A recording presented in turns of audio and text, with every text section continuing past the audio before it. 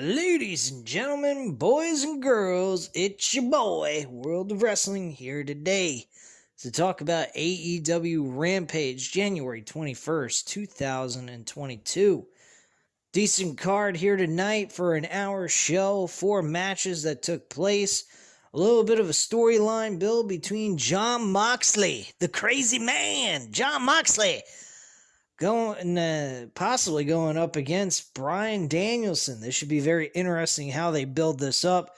This is just the initial setup. It should be interesting what they do on Dynamite this coming next Wednesday, I should say, because we're not done with this week yet. And we should see some interesting build between these two going into Revolution. I think Bryan Danielson will be his first opponent in a major program coming back from rehab. So this should be a very, very intriguing storyline build. Hopefully we get at least almost a month and a half of good build, and then these two go at it at the next pay-per-view in March.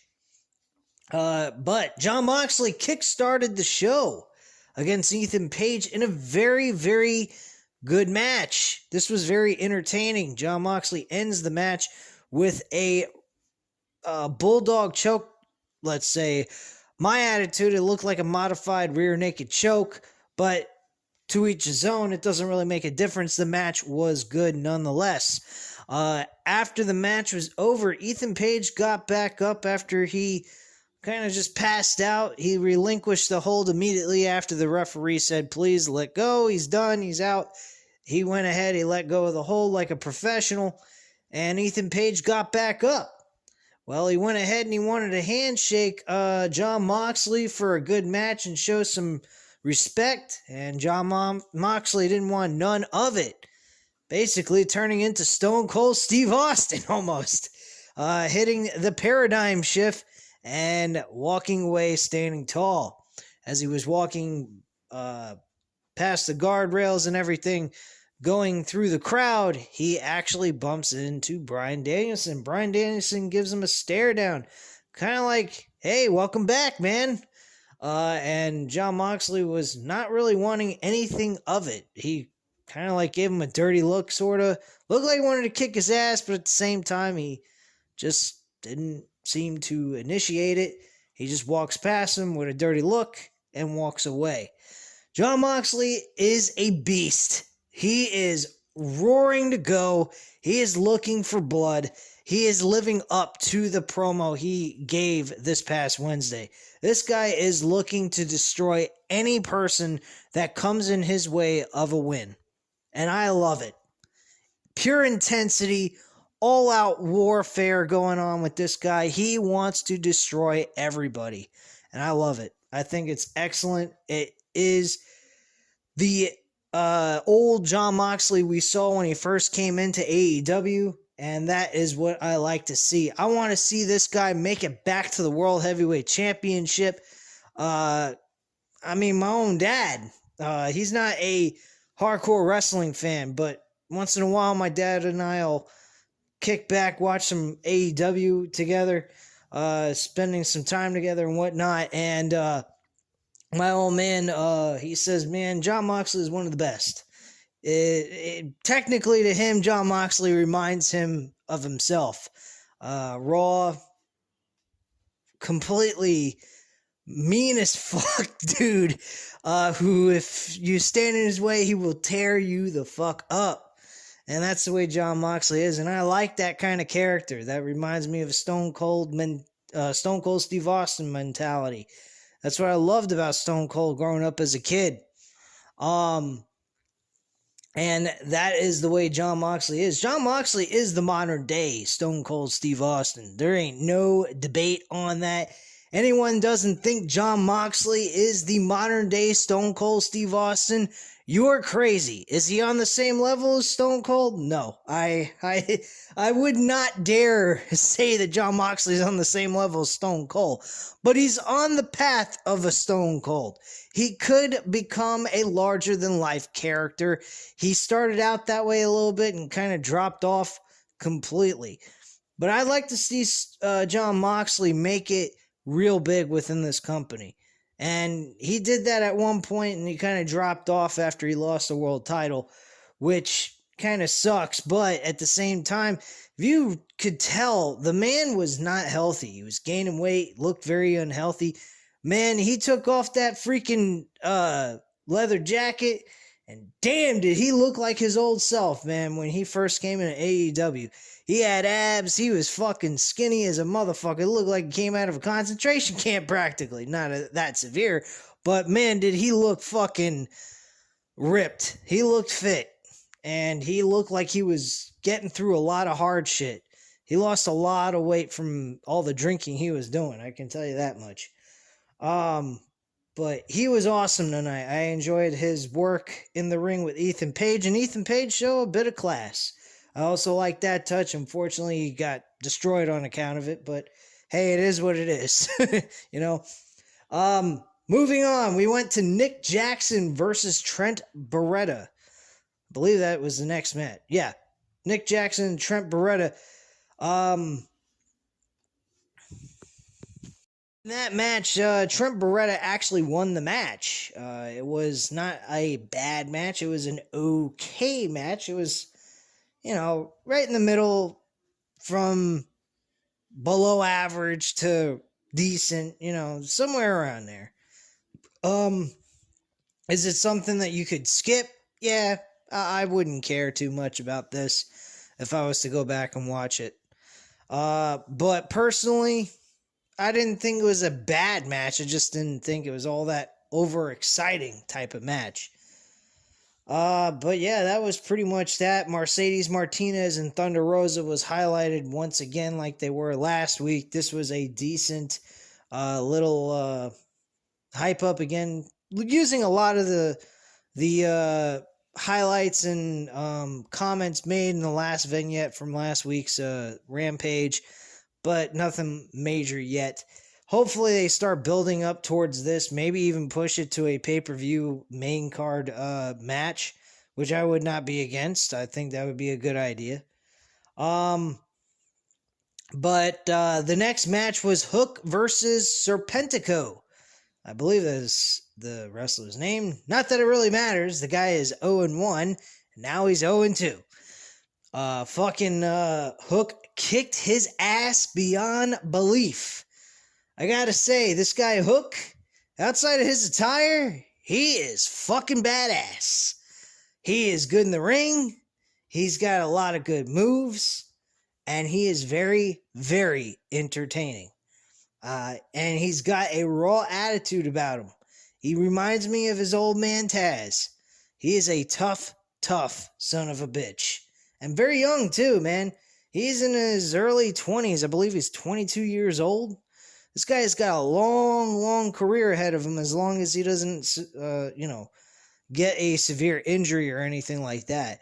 But the way this guy works in the ring, a lot like an MMA fighter, with wrestling thrown in, of course. But nonetheless, this guy is good at what he does. He's hard hitting, and someday he will be an AEW World Champion.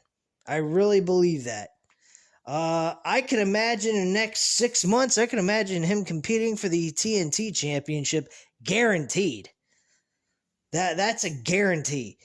Do I think they need to change his wrestling attire and get him out of the boxing trunks? Yeah, I kind of agree with that idea. I think that idea is the best thing they could do. Put him in some wrestling trunks, something like that. Or wrestling tights, I should say. Not in the trunks with the underwear trunks. That looks ridiculous for him. But put him in like an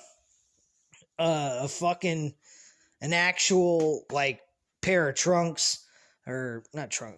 You know what I mean? Tights that have some kind of design on the pants and whatnot, and it looks really cool on him. That's what I would do for him, moving him forward into the mid-card part, and then eventually leading him into the main event scene.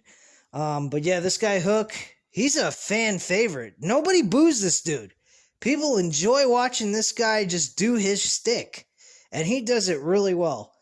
I want to see him go up against somebody. And I mean, somebody that's important, like Jonathan Silver, Something like that. That would be a good idea. Have him go up against Dante Martin even. Dante Martin, him would put a fucking hell of a show for people on a Dynamite episode. I would enjoy to see that. I mean, there's a list of young stars that this guy could go up against and give him a real run for his money and put him in this type of matchup where he's really challenged, but yet could still win the match anyway. But I would enjoy seeing something like that.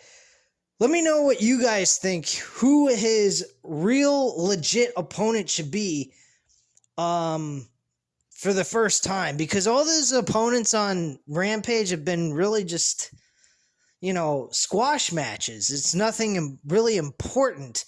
It's just highlighting his skill set, which is fine. I mean, right now he's young, he's new into the actual wrestling scene, so I'm okay with the idea of what they're doing. But in time, they're going to have to eventually put him up against somebody who's a reputable opponent for him to go up against. They'll give him some kind of challenge in the middle of a match. But yeah, my top pick right now would be Dante Martin, especially with the fact that Dante Martin is in a storyline with Ricky Starks, plus also Jay Lethal. So if you really want to do this, to get Hook on a pay-per-view match, they could do a tag team match with Jay Lethal and Dante Martin versus Ricky Starks and Hook. I would actually be cool with that type of match. Get Jay Lethal in an important storyline and put him on the main card of a pay-per-view instead of doing what they've been doing lately. This has been fucking ridiculous. What happened with the whole storyline with Jay Lethal and Ricky Starks? That kind of just died out. They did something, I believe, a week or two ago with Jay Lethal, talking some shit with Ricky Starks, and nothing has happened since. I don't quite understand that. We haven't seen them do anything on Dynamite.